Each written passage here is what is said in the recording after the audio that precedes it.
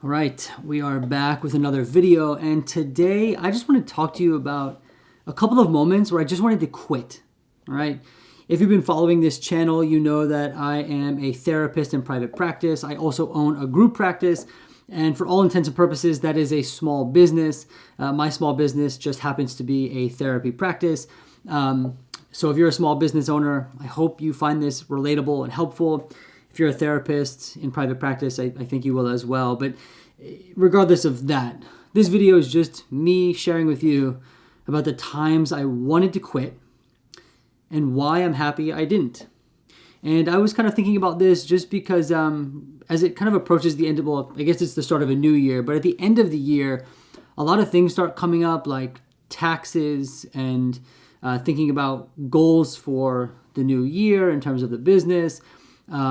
Just kind of feels like a lot of different like administrative tasks start to kind of come up around this time, in particular around taxes and things. But all that to be said, you know, the taxes are definitely not my favorite thing to do.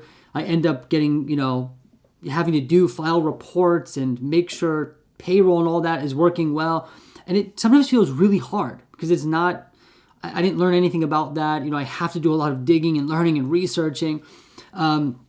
Anyway, all of that triggered me to think about all the times over the course of my small business where I felt like I just wanted to quit. And I wanted to just highlight 3 in particular that really stand out.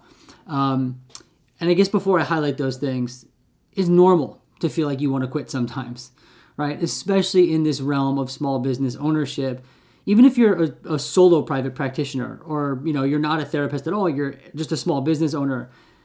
It's like an emotional roller coaster, and there are just days and times where it feels so hard. Like it would be so much easier just to apply for a job somewhere else, 9 to 5, do what you need to do, and go home. So, you know, if you ever feel that way, it doesn't mean anything's wrong. It's part of the process. You know, I think I still feel that way from time to time, where it just feels so hard. You know, maybe I'll browse some jobs on LinkedIn or something. Overall, though, once that kind of passes and I take inventory of the reality of the situation, I'm always glad that I don't quit. And I really appreciate being a small business owner. Right? So I want to normalize things a little bit for you. But yeah, let me just share with you these 3 moments that made me really want to quit. The first one was when I first started out as a solo private practitioner. Right. Now, the reason why this was so difficult for me was a few reasons. Well, one is when you start out as a solo practitioner, you have 0 clients, right? And when you're in private practice, your income is tied to your caseload, right? If you have no clients, you have no income. That's pretty obvious. And at that time, I can remember it feeling like things were building so slow, right? Because just think about it. Let's just like the first month, right? You're not going to get packed with 30 clients. Most people are not. Some do, right? But most people don't, right? So if you're just starting out and you're watching this, it's a slow process. It's not years, but it's certainly not days, all right? It's like months usually to get filled up and things like that. That's a story for another video. But I can remember every day felt so slow, right? Especially those first couple of weeks and months, because 1 client and then maybe 2 and then maybe 3, right? Like weeks. And if you have 1 client that you see once a week, your days they're difficult. You're just checking email over and over. You're trying to tweak your Psychology Today profile. I mean, how much can you tweak things, hoping that more people are going to click on your profile and, you know, and come into your practice? You know, and so I think at that season, I felt like this is so difficult. You know, it's so slow. Am I doing something wrong? Are my profiles off? Maybe this isn't for me.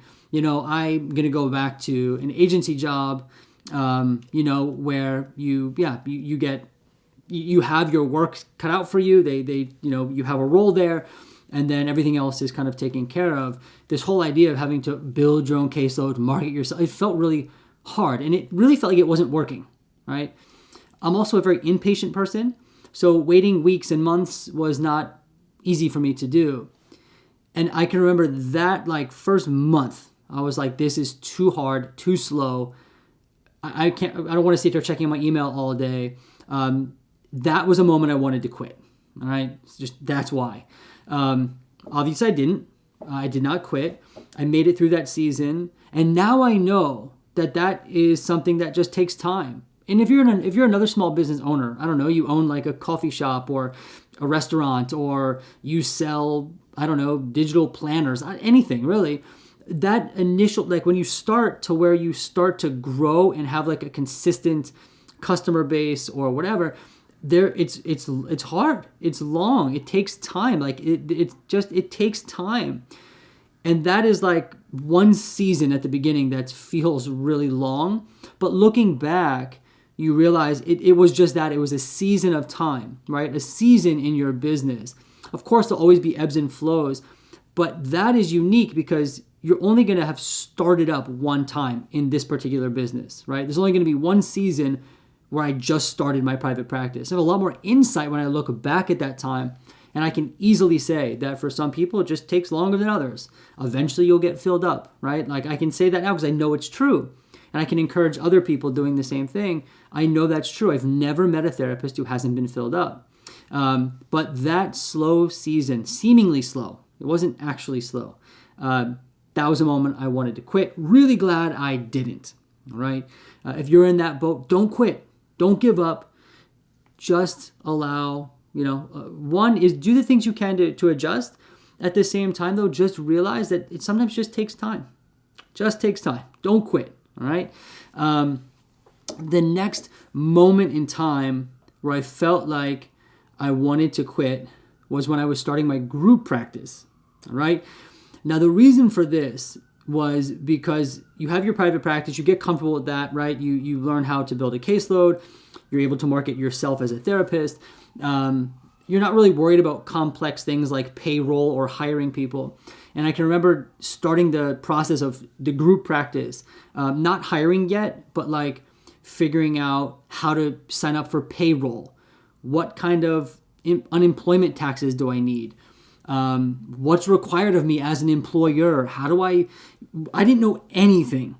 And the process of starting a group practice where you're going to hire people, all that back end admin stuff, that started to pile up, right? I consulted with like an attorney and an attorney is a lawyer, right? And an accountant, and it just felt overwhelming. Now, of course, it's since that time I've done that, and it's obviously something I know I can do, and I know you can do as well if you want to. But just that whole kind of, it's almost like, think about it this way. I was like creeping up to the learning curve, and I knew the learning curve was really steep. Most people don't want to climb steep hills. I know, like deep down I can do it, but looking up at that steep learning curve, payroll, taxes, hiring, onboarding, legal stuff, it felt like I don't know if I can climb that hill. And I can remember in those moments thinking, maybe I'll just stick to being a solo practitioner. I didn't really want to just stick with that. I've always wanted to do group practice, but I thought then maybe I'll quit the group practice thing. I won't even try, and I'll just stick here. And then sometimes you just think, well, this is all really hard. Maybe I'll just, again, go back to the agency work or, where I started. I didn't do that, right? What happened was I slowly but surely took chunks out of the process, and one foot in front of the other started to climb that learning curve. Now, we're always learning as small business owners, but, one foot in front of the other. So in one moment I was learning about payroll, got okay with that, learned about legal issues, and eventually, although each step took a little while, and I'm still learning, I eventually had a group practice up and running. So don't let the steep learning curve cause you to quit. You can do it. You can learn. You can do anything you set your mind to, one foot in front of the other, break it down into small chunks. But that was a moment I also wanted to throw in the towel, right? And another moment where I felt like I wanted to do that was after kind of starting the group practice and onboarding a few folks. I can remember being worried and concerned that it was maybe hard to fill other therapists' calendars, right? Now it was on me to fill another therapist's caseload.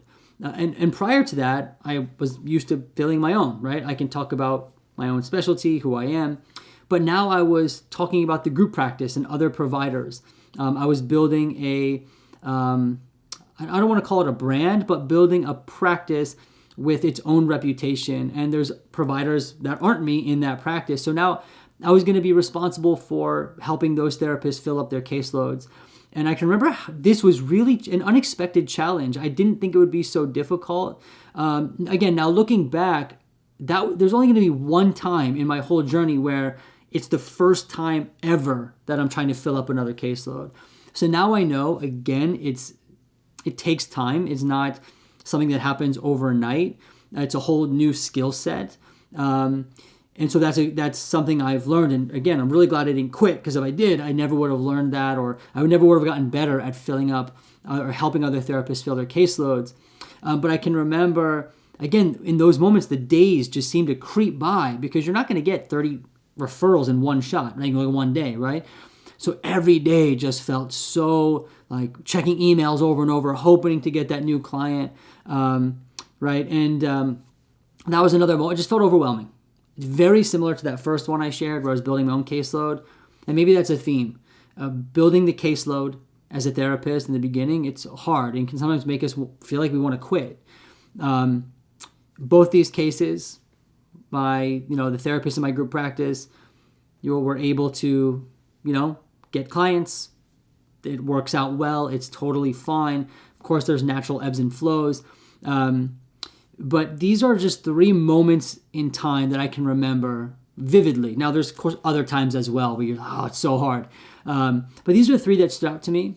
And the reason I share these 3 as well is because I also see other people in forums talking about similar things, right? And I hope this video helps you, normalizes that sensation of wanting to quit, encourages you not to quit, because at the end of the day, having your own business is really cool. It's really great. Whatever your business goals are, whether it be to be a solo practitioner, a group owner, any other small business owner, it's really great. If you want that, go for it. And hopefully my own stories about wanting to quit and not quitting encourage you to keep going as well. So that's what I hope for you today. Keep on going, keep on working at whatever it is you are working at. Don't quit. You will not regret pushing forward. All right? Anyway, I hope to see you in the next video.